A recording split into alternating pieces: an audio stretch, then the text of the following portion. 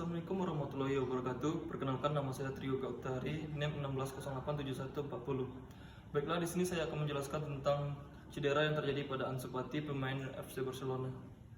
Ansu Fati cedera robek otot meniskus, berpotensi absen melawan Juventus.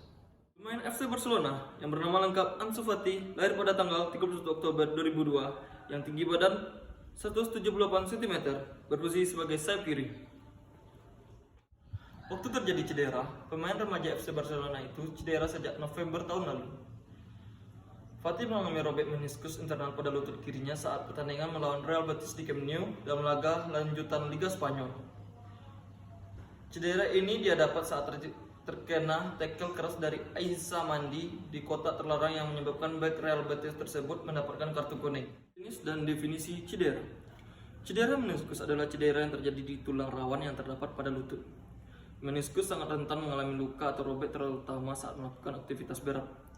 Meniskus merupakan bantalan berbentuk bulan sabit atau huruf C kecil yang melekat pada bagian atas tulang kering. Selain menjaga keseimbangan dan mendistribusikan nutrisi ke jaringan di sekitarnya, meniskus terutama berguna untuk melindungi tulang paha dan tulang kering agar tidak bergesekan ketika sendi lutut bergerak. Penyebab cedera. 1. Cedera. Adanya cedera lain di lutut juga berakibat terjadinya cedera meniskus. Cedera ini bisa terjadi akibat gerakan yang memaksa lutut memutar sewaktu kaki sedang berpijak kuat. Misalnya gerakan memutar mendadak ketika bermain sepak bola. Robekan meniskus juga bisa terjadi bersamaan dengan cedera lutut lain, seperti cedera ligamen ACL. 2. Penuaan. Robekan meniskus lebih sering terjadi pada orang berusia di atas 30 tahun. Seiring bertambahnya usia, meniskus akan melemah fungsi dan strukturnya, sehingga lebih mudah robek. Hal ini bisa terjadi meskipun gerakan yang dilakukan sederhana saja, misalnya jongkok atau menginjak permukaan yang tidak rata. 3. Osteoartritis. Penderita osteoartritis atau pengapuran sendi juga rentan mengalami meniskus robek. Selain karena kebanyakan penderita osteoartritis sudah tua, robekan meniskus juga lebih rentan terjadi karena struktur sendi yang sudah rusak pada osteoartritis. Tanda dan gejala cedera meniskus. Sama seperti cedera lutut lainnya, meniskus yang robek dapat membuat gejala berikut ini. Pertama, bunyi klik saat terjadi cedera. Rasa nyeri atau sakit di bagian lutut. Lutut terasa kaku dan membengkak. Lutut terasa seakan terkunci atau tidak mampu menggerakkan atau meluruskan lutut. Pertolongan yang dapat dilakukan. Penanganan robekan meniskus tergantung pada ukuran dan lokasi robekan. Ada beberapa metode untuk menangani robekan meniskus, yakni metode konservatif, pengobatan medis, hingga prosedur operasi. Pertama, metode konservatif. Untuk robekan meniskus ringan, penanganannya bisa dilakukan dengan metode RICE, yaitu Rest, Ice, Compression, dan Elevation. Yang pertama yaitu rest atau istirahat. Istirahatkan lutut dan batasi aktivitas Anda. Gunakan kruk ketika berjalan untuk mengurangi rasa nyeri. Selanjutnya, S. Kompreskan es pada area yang cedera selama 15-20 menit dan setiap 3-4 jam sekali selama 2-3 hari atau sampai nyeri dan bengkaknya hilang. Selanjutnya, compression atau tekanan. Tekanan berguna untuk mencegah kebengkakan bertambah parah. Biasanya tekanan didapat dari perban elastis yang dibebatkan mengelilingi lutut. Selanjutnya yaitu elevation atau peninggian. Mengangkat kaki dilakukan untuk mengurangi pembengkakan. Anda bisa duduk bersandar atau berbaring dan menaikkan kaki Anda lebih tinggi dengan memberi ganjalan bantal di bawah tumit.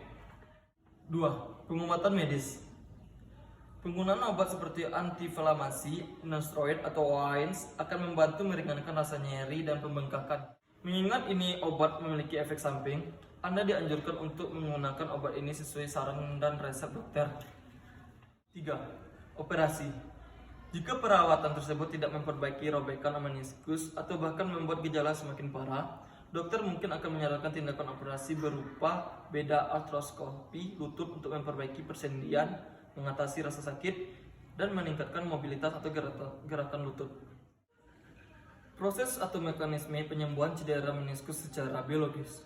Mekanisme penyembuhan meniskus dapat melalui dua bentuk pathway, yaitu intrinsic pathway terjadi pada daerah lesi meniskus yang mempunyai vaskularisasi, dan penyembuhan ini melibatkan pembuluh darah kapiler yang mensuplai nutrisi untuk sel-sel mesenkimal dalam mempercepat proses penyembuhan meniskus.